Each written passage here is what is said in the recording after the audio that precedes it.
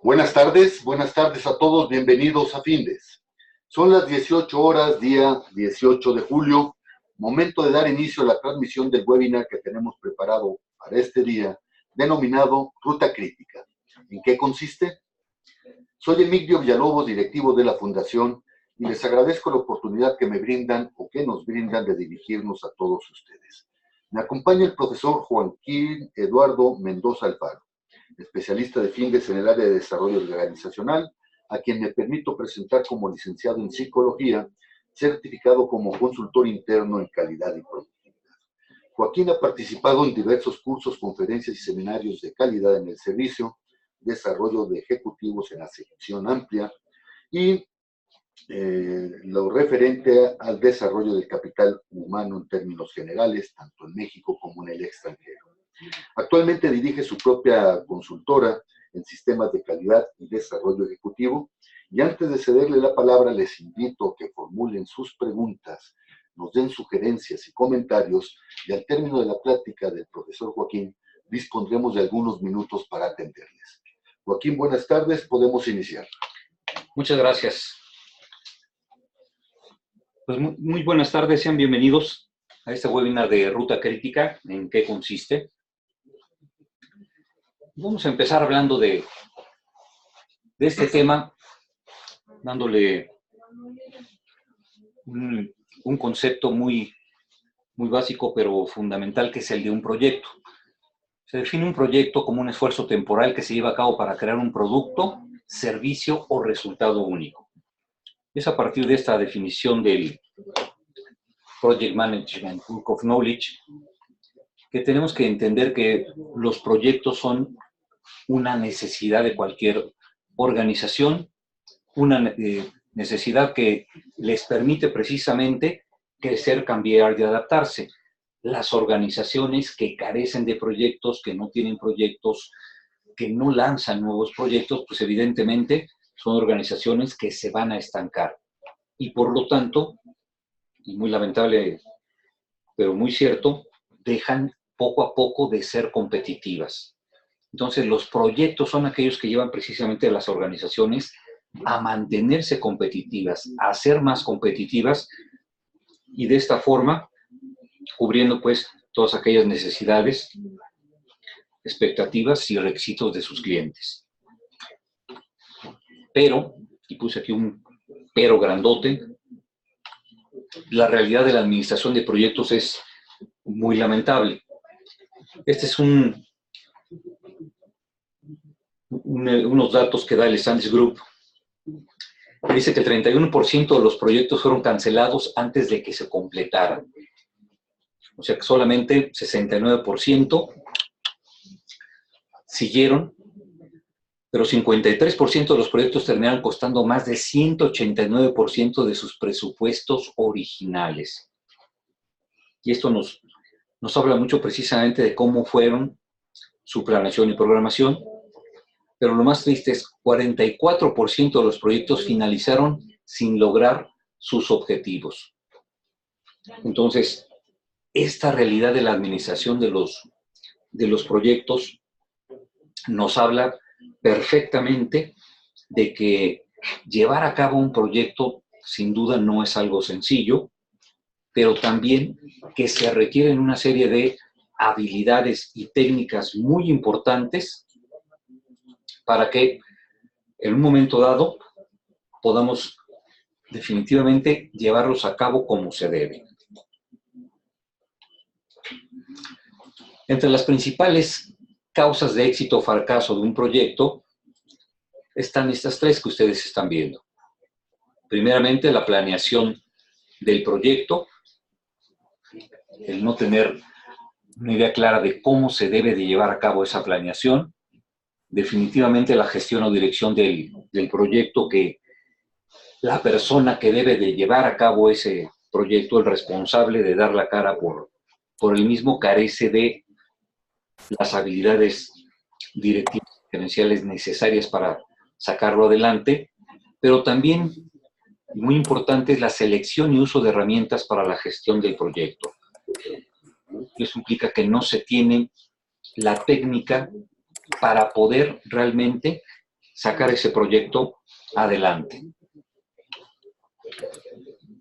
Y quiero dejar también muy claro esto, la parte de la planeación. La planeación es aseguramiento de resultados.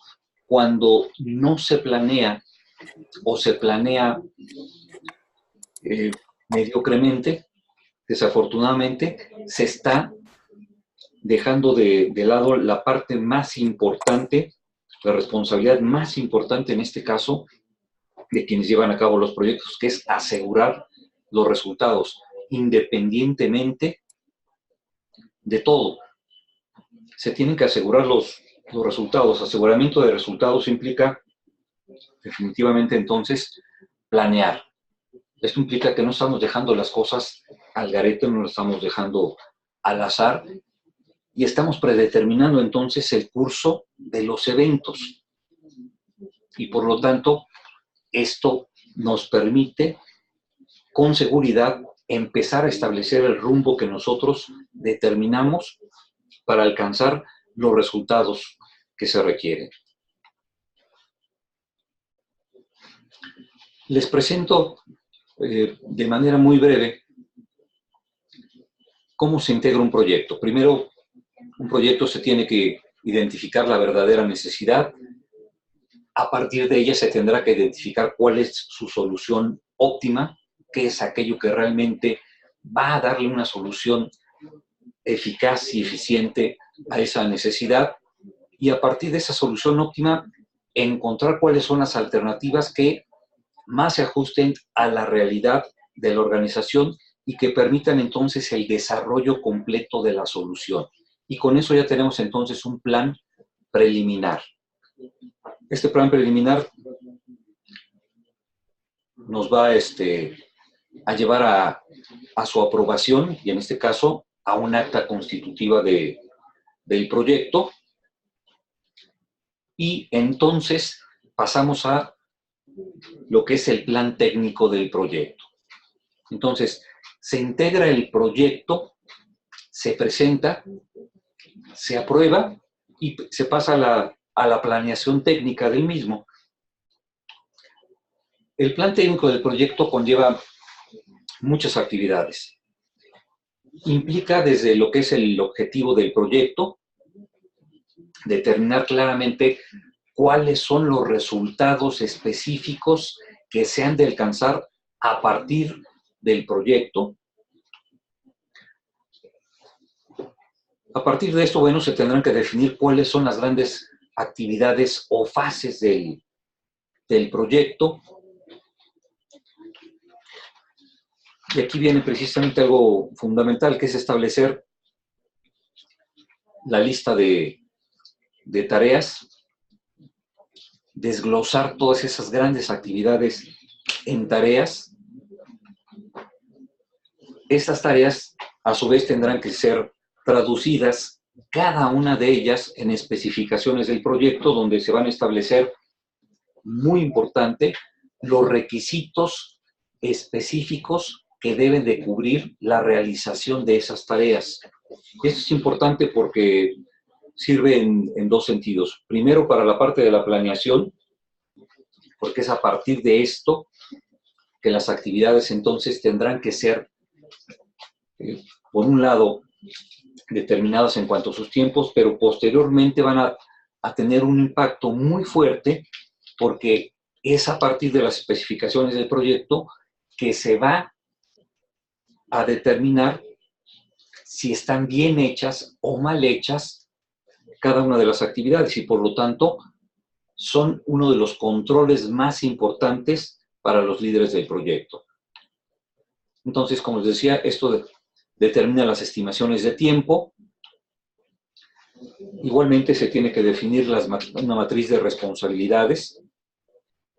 Perdón, en las estimaciones de tiempo se tienen que determinar cuáles son los tiempos verdaderamente que se ajusten a las necesidades del proyecto, considerando los tiempos más optimistas, los tiempos más demorados, y con base en ello determinar realmente un tiempo estimado. La matriz de responsabilidades implica quiénes son las personas que serán las responsables o los equipos responsables de cada una de las actividades. Toda tarea, toda actividad debe llevar evidentemente un responsable. Con estas dos se podrá hacer una tabla de programación del proyecto, y aquí es donde empezamos ya a acercarnos a lo que es la parte de la ruta crítica. Tendremos entonces un diagrama de Gantt que nos permitirá ver en el tiempo cómo son programadas las actividades en términos del calendario cronograma. Y empezamos aquí ya con lo que es una red lógica, que es aquella que nos va a ayudar a determinar cuáles son las secuencias y la interrelación de las actividades, hasta llegar entonces a una ruta crítica. Entonces que llegamos a una ruta crítica, y a partir de esta tendremos que llegar a la estimación de lo que son la administración de riesgos. Y bueno, en este caso, una MEF que nos va a ayudar precisamente en ese sentido. Si hacemos todo eso, tendremos el plan técnico del proyecto.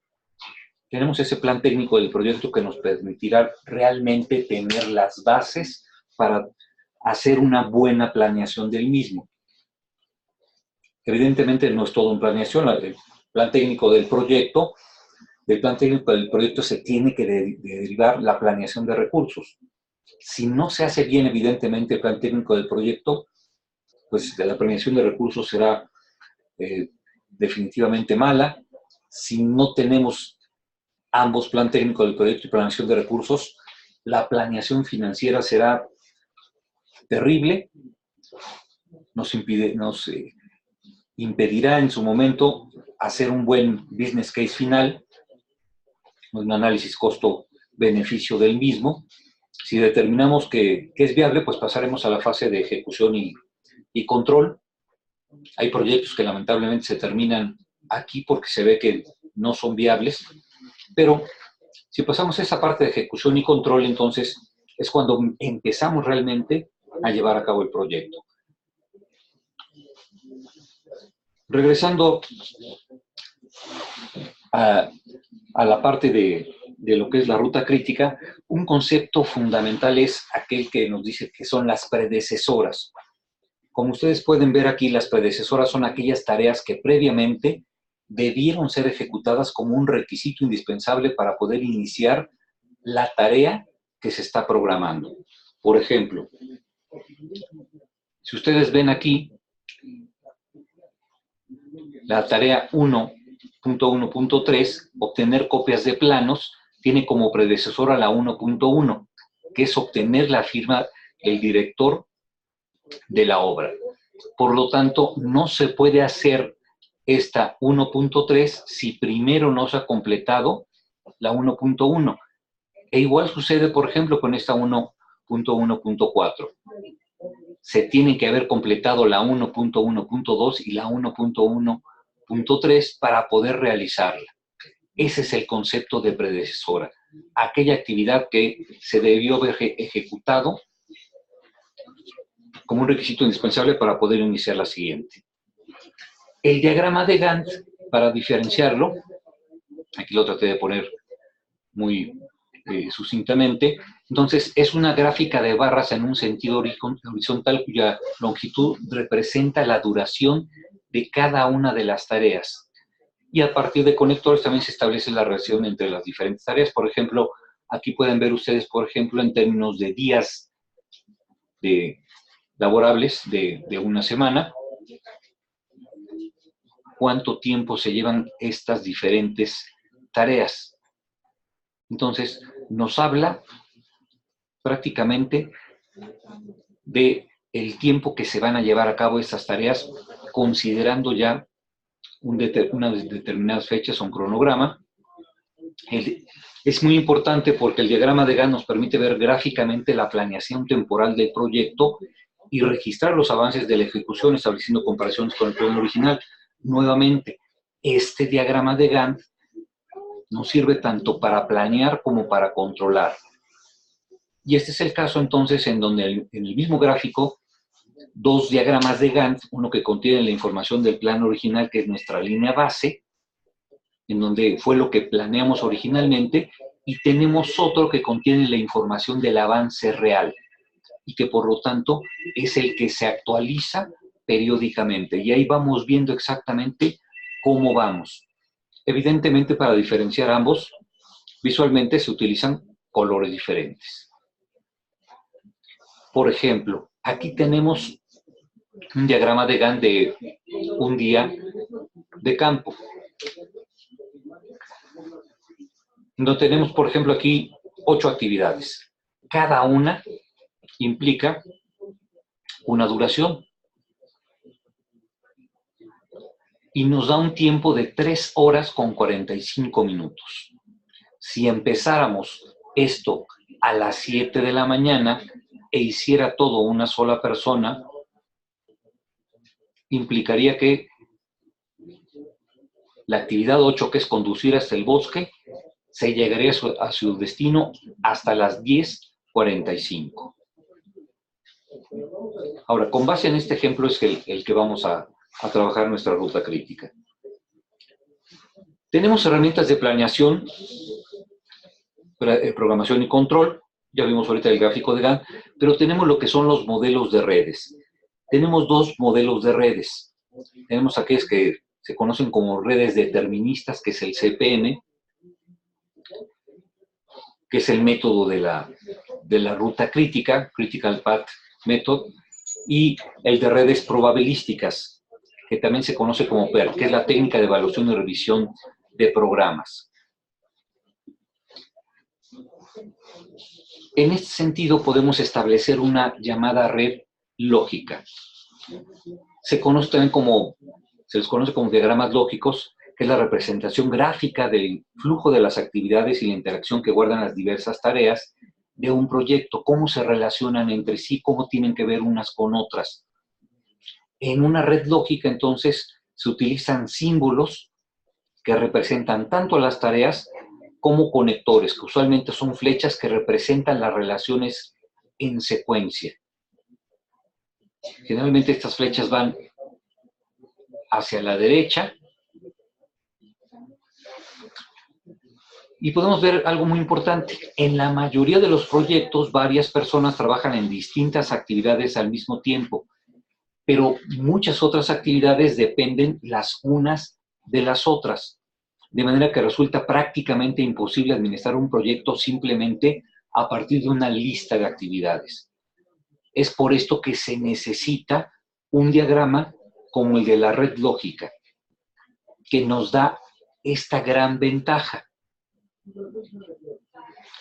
Entonces, la red lógica la empezamos definiendo las relaciones que existen entre aquellas diferentes actividades. Como mencionaba, hay algunas personas que intentan omitir esta fase y ejecutar directamente el proyecto a partir de listas de tareas, que si bien puede dar resultados en el caso de proyectos pequeños, con 20 o 30 actividades con 1 o 2 personas a cargo, difícilmente van a funcionar o funcionar bien en proyectos integrados por varias decenas de actividades y un amplio equipo de ejecutores. Entonces, la tabla de programación del proyecto será el insumo para que empecemos a elaborar esta red lógica. Tenemos en una red lógica diferentes tipos de relaciones entre las actividades. Por ejemplo, aquí tenemos una relación entre dos actividades, la actividad A y la actividad B. Entonces, la flecha indica que la actividad B no puede realizarse si primero no se ha realizado la actividad A. En algunas ocasiones, una actividad no dispara solamente una, como fue en este caso, sino 2 actividades, como es este caso. Esta actividad A dispara la actividad B, pero también dispara la actividad C. Entonces tenemos, en un sentido, esta divergencia de actividades. Pero por otro lado, ambas actividades pueden terminar en una, como puede ser en este caso, la actividad D. Entonces, aquí convergen ambas actividades en otras. Entonces, tenemos esos diferentes tipos de relaciones entre las actividades.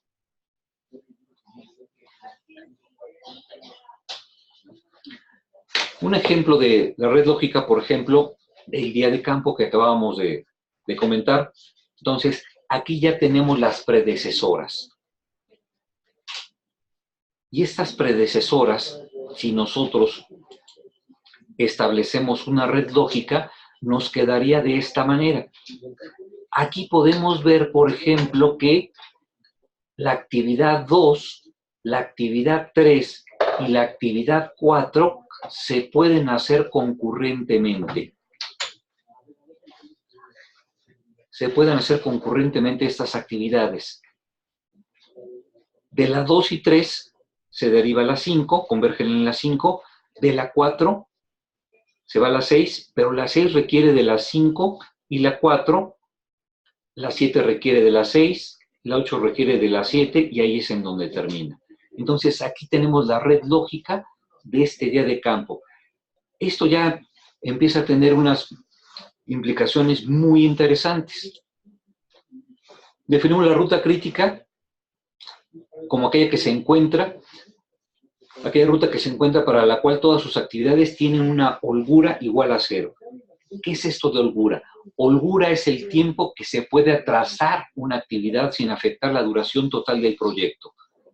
Por ejemplo, una actividad que dura 45 días y tenemos otra actividad que dura 60 días. Se hacen concurrentemente, se hacen al mismo tiempo, de manera simultánea, y la holgura entonces implica que se puede demorar hasta un máximo de 15 días y no afectaría en nada a la conclusión del proyecto, porque como se están haciendo al mismo tiempo, tiene este margen de holgura. Ahora, las actividades que se salen de la ruta crítica, por ejemplo, en el diagrama de Gantt que veíamos, se pueden apreciar, por ejemplo, la existencia de dos actividades que por el cálculo de su duración generan un tiempo de espera o margen de holgura en función de la relación que se guarda con la actividad subsecuente. Por lo tanto, estas actividades no son de ruta crítica. Véanlo aquí, por favor, gráficamente. Entonces, las actividades 3 y 4, que duran 15 y 30 minutos, como se hacen concurrentemente al mismo tiempo que la 2, tienen margen de holgura. Por ejemplo, la 3 con la 2 tienen hasta 30 minutos de margen de holgura. Y la 4 con la 2 tienen 15 minutos de margen de holgura. Por lo tanto, si se llegaran a atrasar hasta un máximo de 30 y 15 minutos respectivamente, no afectarían la duración total del proyecto. Y esto es precisamente la parte más interesante. Todas las veces que se pueda, vamos a tratar de hacer actividades concurrentes porque esos tiempos, los 30 y los 15 minutos, son aquellos que precisamente ya le restamos automáticamente a la duración total del proyecto. Entonces, nuestro proyecto ya dura 3 horas, ya no dura las 3:45 que se estaban considerando inicialmente. Y por lo tanto, le vamos ganando esos tiempos. Y aquí lo interesante está, y véanlo por favor gráficamente. Estas que tienen ustedes en color anaranjado son las actividades de ruta crítica. La actividad 3 y la actividad 4, como tienen margen de holgura, no son de ruta crítica.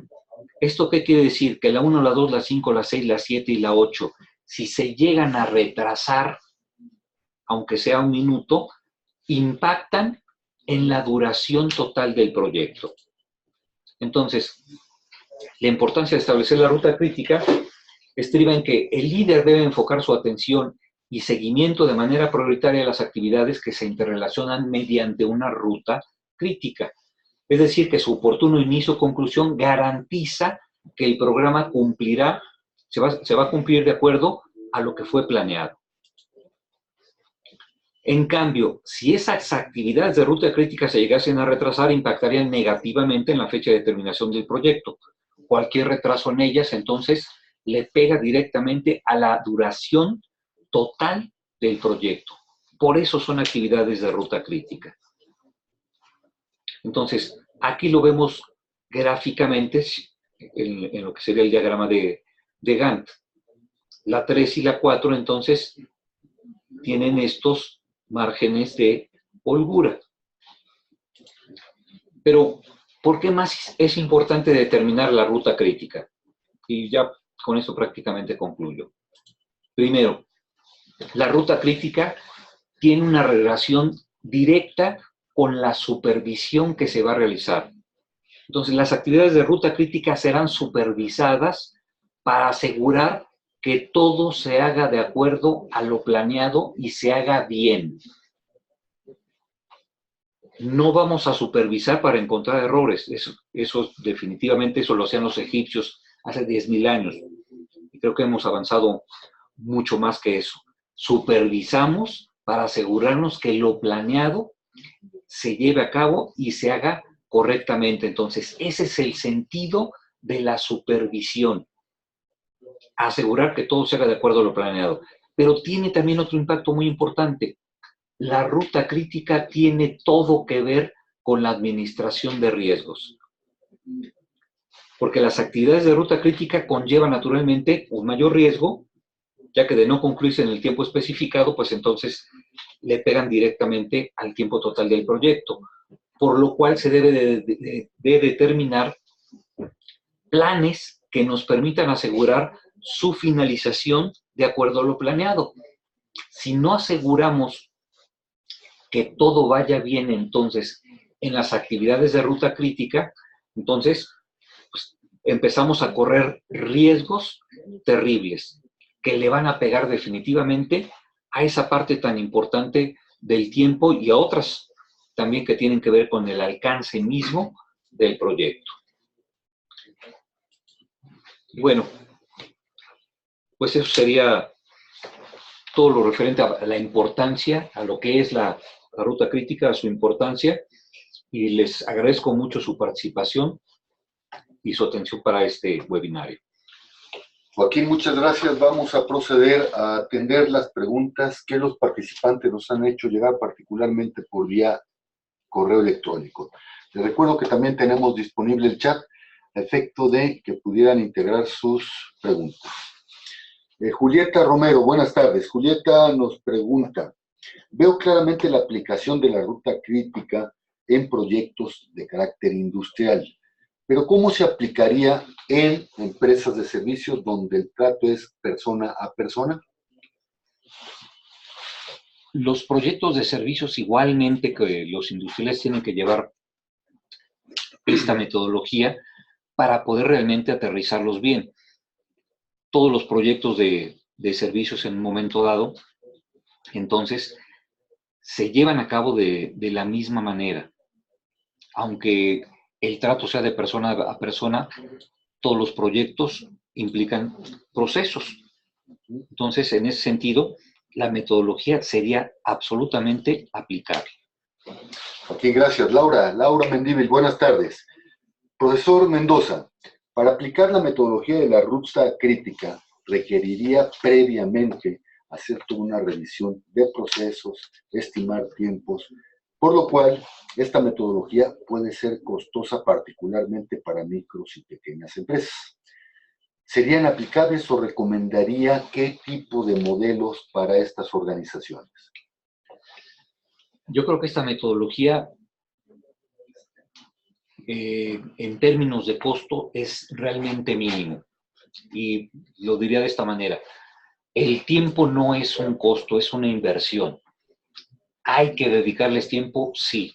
Definitivamente implica mucha talacha, sí, pero es necesario, porque eso es lo que verdaderamente asegura que el proyecto que se lleve a cabo dé los resultados que se están demandando. Joaquín, gracias. Armando López, buenas tardes, Armando.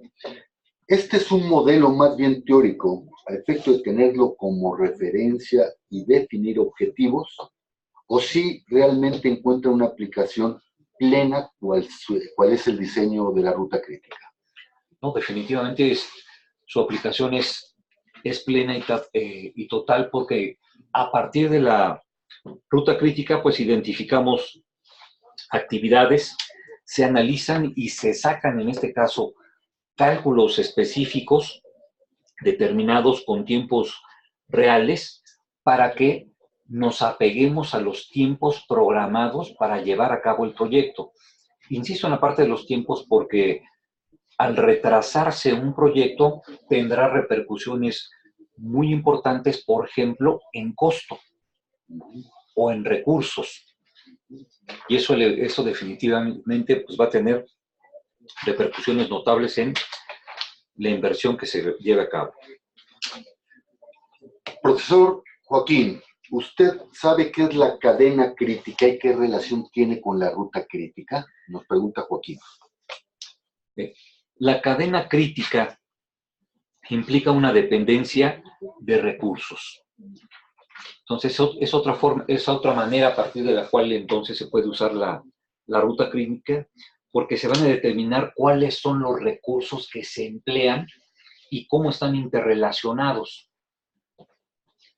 De repente, especialmente en organizaciones pequeñas donde los recursos no son muy numerosos, entonces se tienen que cuidar. Entonces, cada recurso depende del manejador en el momento donde la ruta crítica entonces se presente.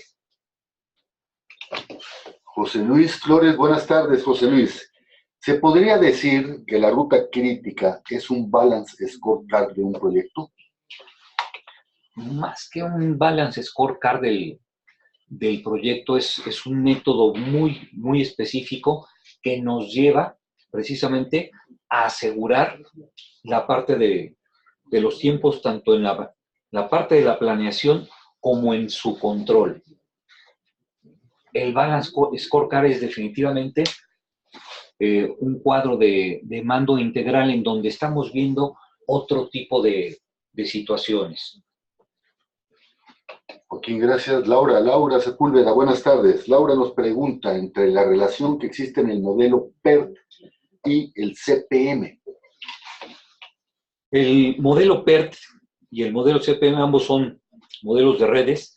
PERT implica redes probabilísticas, se manejan en función de las probabilidades. El CPM, que es el de la ruta crítica original, implica redes deterministas. ¿Qué quiere decir esto? Que se maneja con tiempos reales. Sin embargo, ambos tienen similaridades. Primero, ambos se basan en identificar actividades. Con base en esas actividades, construyen una red basada en nodos y estas actividades y llevan a cabo y analizan cálculos específicos que son aquellos que arrojan la ruta crítica y las holguras. Gracias, Joaquín. Jonathan, buenas tardes, Jonathan. Jonathan nos dice, ¿qué pasa si hablamos más bien de procesos y no de proyectos? Es decir, del día a día en una organización y aplicamos una ruta crítica. ¿Sería algo así como hacer reingeniería? No. La parte de la reingeniería en un momento dado nos podría simplemente servir como una herramienta alterna para determinar tiempos en algún proceso, pero no sería algo así como una reingeniería. La reingeniería se basa básicamente en el rediseño e invención, en este caso de procesos, a partir de personas que están, vamos a considerarlo así, en el borde de los paradigmas, personas que ven las cosas de manera diferente y por lo tanto se manejan más en el deber ser que en los procesos que ya se tienen definidos. Gracias, Joaquín. Gracias, Joaquín. Antes de terminar esta transmisión, les recuerdo que todos los jueves a las 18 horas estaremos abordando diferentes tópicos de actualidad de interés en el ámbito de los negocios. Y el próximo jueves 25 de julio a las 18 horas abordaremos el tema manejo de conflictos. ¿Cómo identificar el conflicto? Los esperamos, inviten a sus compañeros, inviten a sus amigos. Son las 18 horas con 33 minutos, día 18 de julio. Damos por concluido la transmisión, el desarrollo de este webinario. Muchas gracias. Hasta luego.